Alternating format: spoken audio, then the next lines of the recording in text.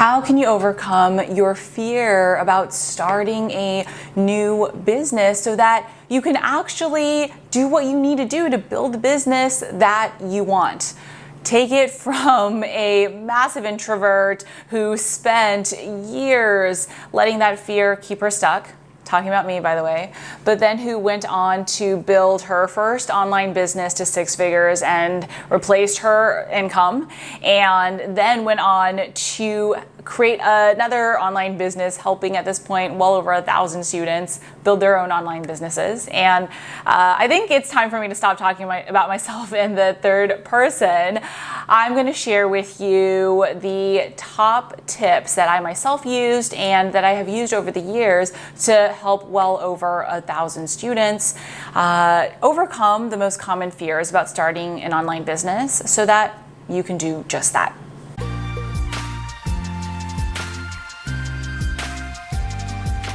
All right, so let's jump right into it. What I'm going to do is I'm going to break down the top 4 fears around starting a business, and we're going to talk through how to overcome them. Now, this list is not all inclusive. There are a few other fears that do come up frequently, but these are the 4 most common ones that I see time and time again. And so if we can get a handle on these for you, then you're going to be in a really great place.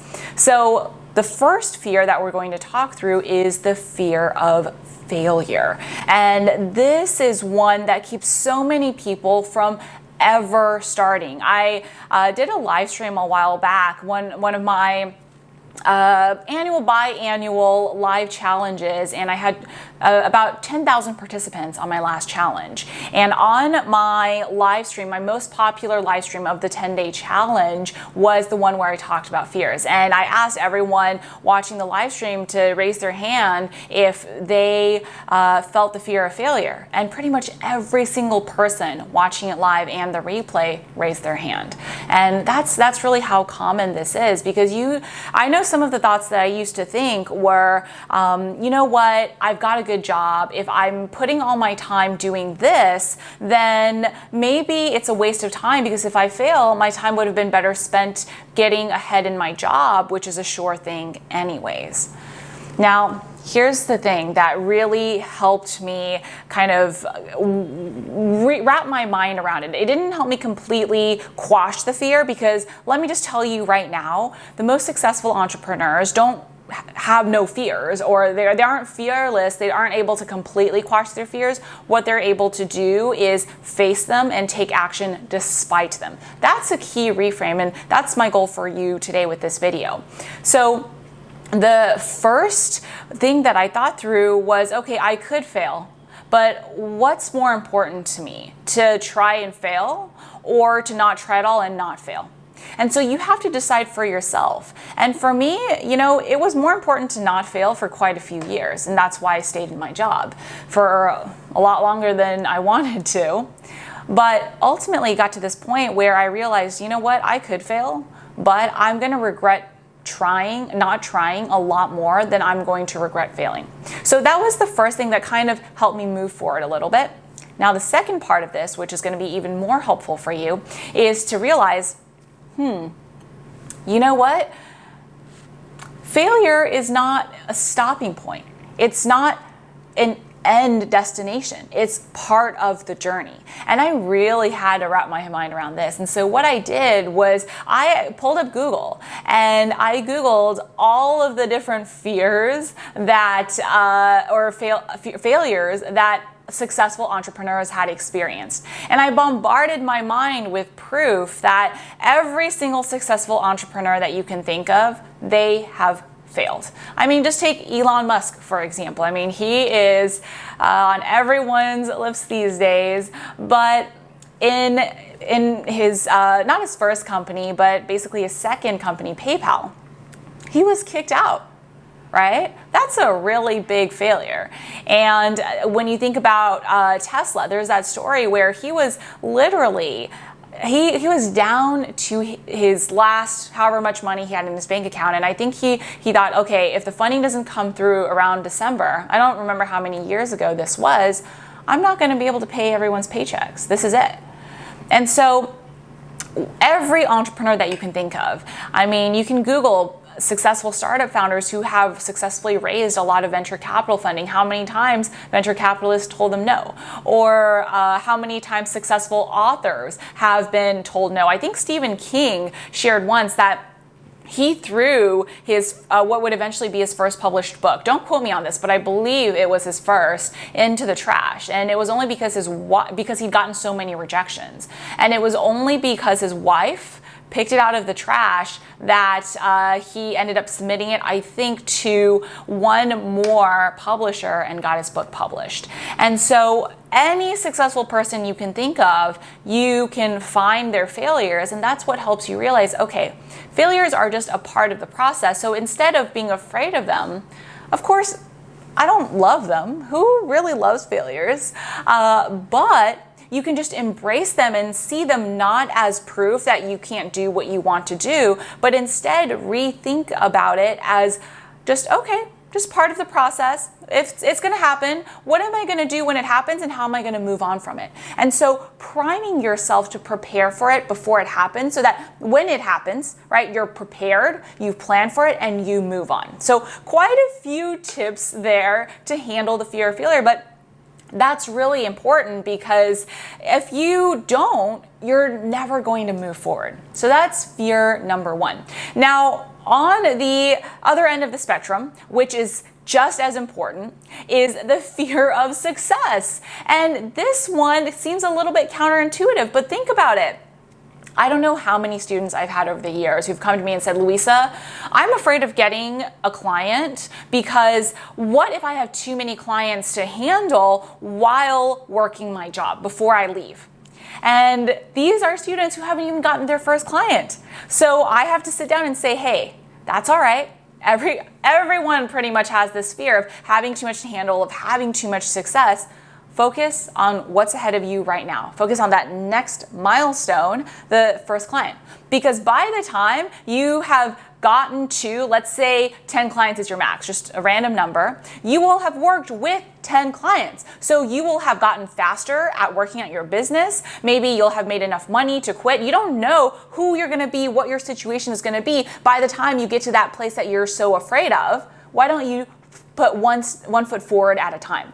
And same thing for, students who are afraid of getting to six figures or multiple six figures. Another common subset of this fear is the fear that they are going to become a different person because they're going to make so much money and it's going to change them. I used to have that fear too. I grew up in a very middle income, middle class household, and I grew up thinking or being taught that, if you make even $60,000 a year, you need to be so grateful and you shouldn't ask for more.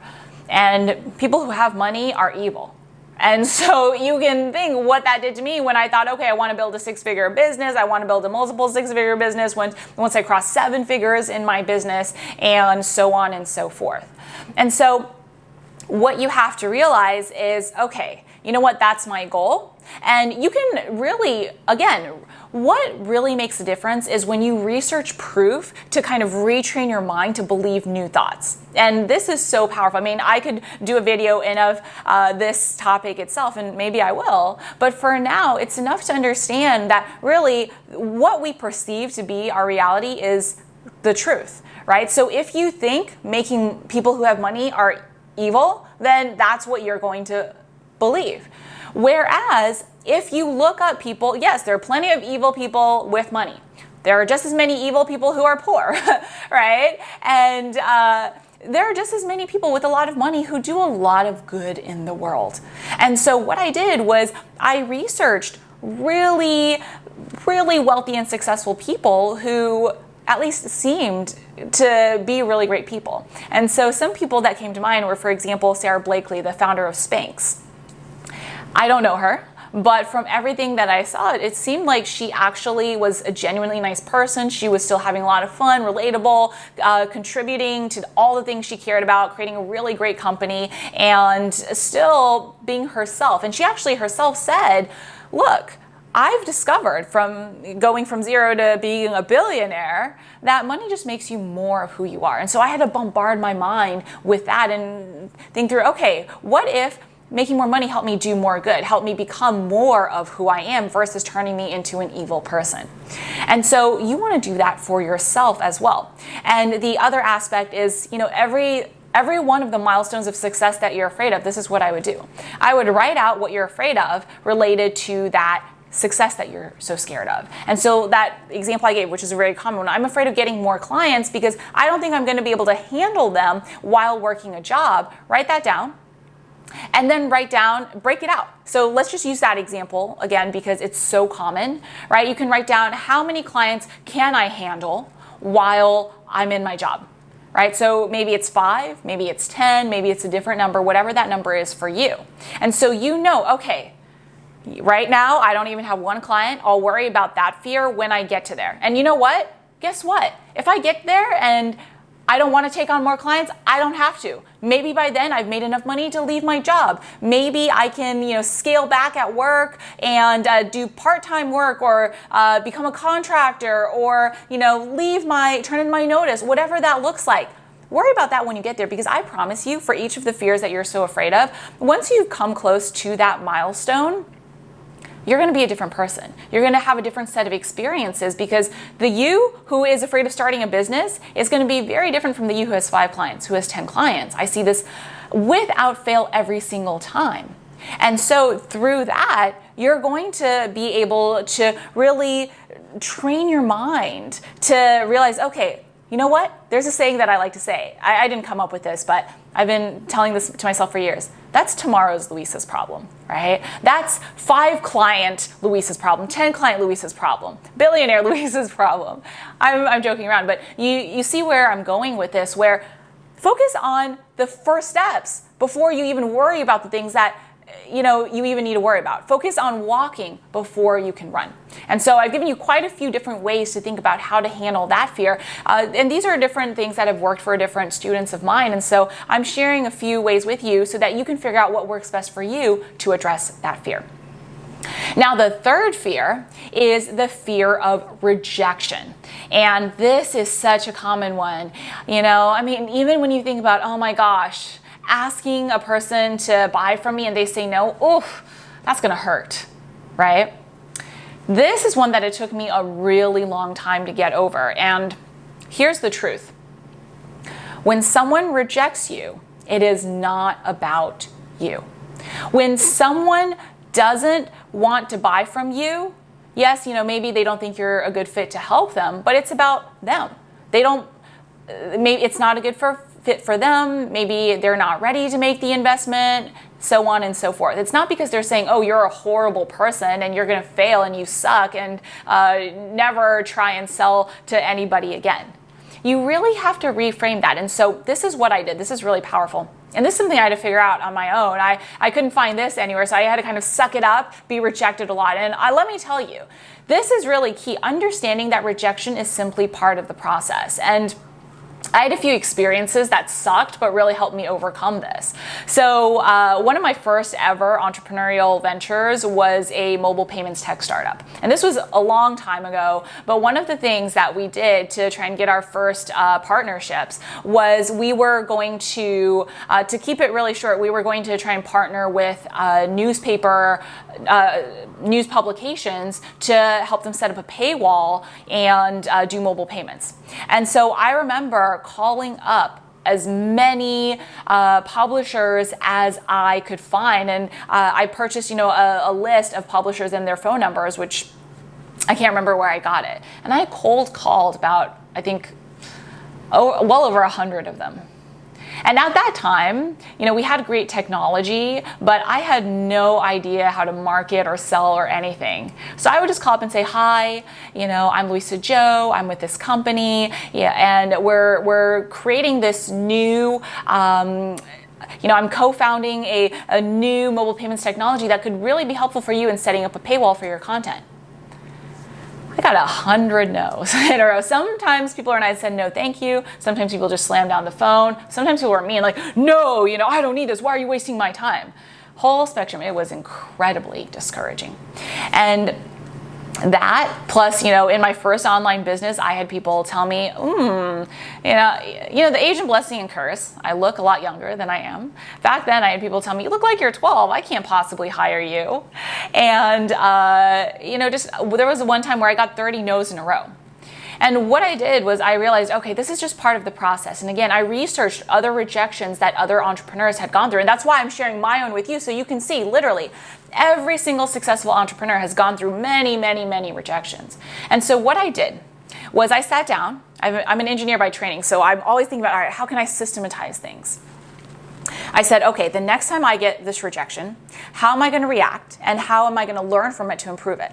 So I did this before I got rejected, when I was in a better emotional state. I said, okay, the next time I get a no, I'm going to figure out, was it the wrong person? Was it the wrong offer? What could I have done to improve it? I'm going to sit down and analyze it. And then I'm going to give myself maybe, a day or 30 minutes to kind of wallow. And then I'm going to move on and focus on the things that I can improve.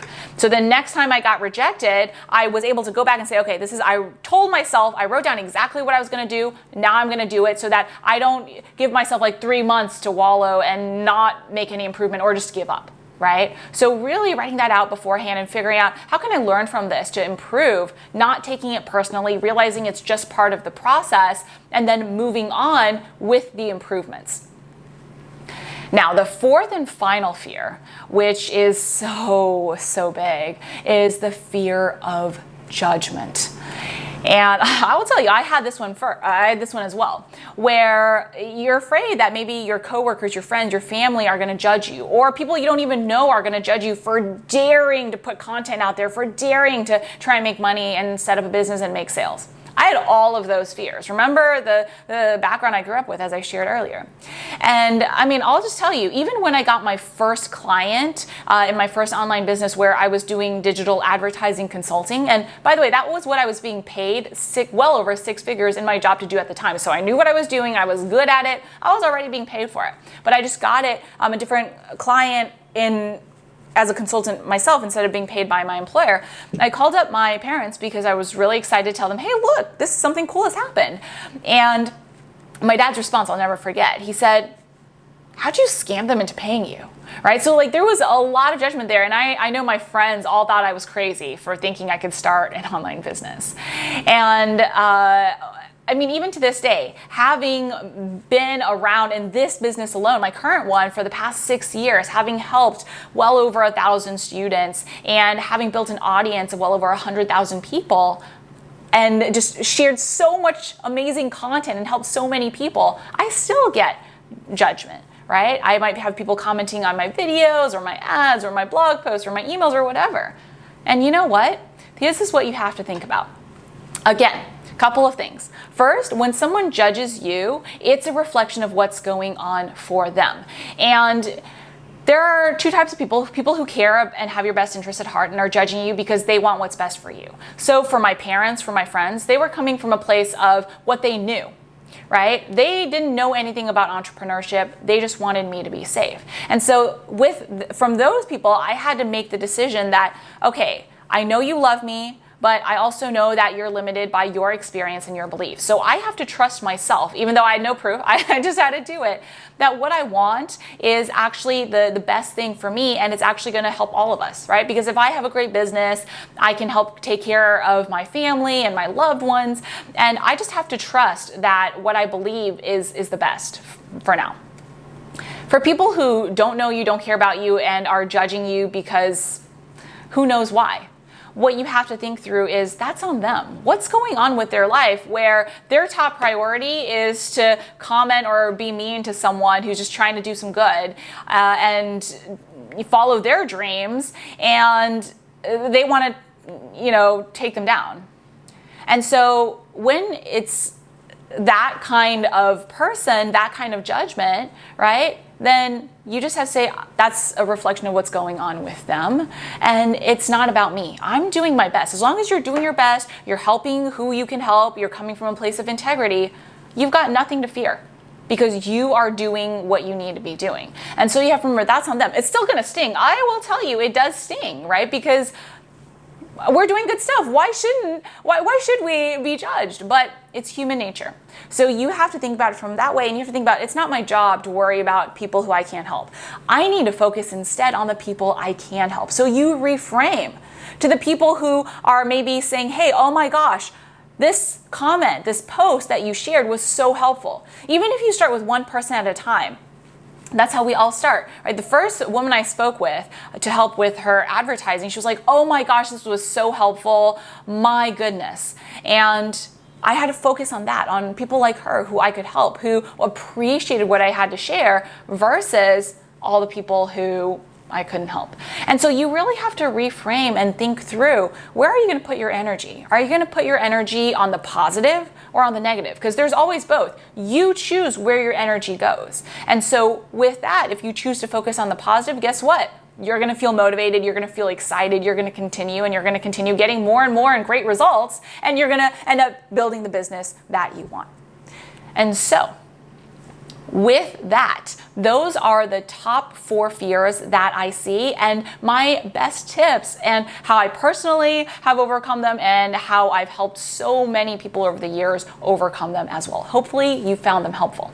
Now, what I have for you is another great video, because I know another common fear, it's not like the top 4, but it's pretty close up there, is the fear that if you're going to have to make sales, you're going to have to be really icky or salesy or pushy. Heck no. No. And so what I have is another great video for you on how to approach potential clients and how to make sales without doing all of that. If you've been in my community for any amount of time, you know I don't personally do that. It just wouldn't work for me. I don't believe in that. And so I teach what I do. And so I've got that great video for you. It's either going to be somewhere on the screen and or in the comments below, or linked in the description below. And if you want that, go check that out. And I also have a great PDF for you on a really great workbook, short and sweet workbook on how to build your own online 6-figure coaching business and go from employee to entrepreneur. It's a PDF that you can get if you go to the link that, again, I will share either on the screen and or in the description below. So go ahead and sign up for that to get that if you want it. That is it for today. Thank you as always for being here. If you are new, make sure you hit the subscribe button to be notified every week when I release a brand new video on building your own online business. And I will see you next time.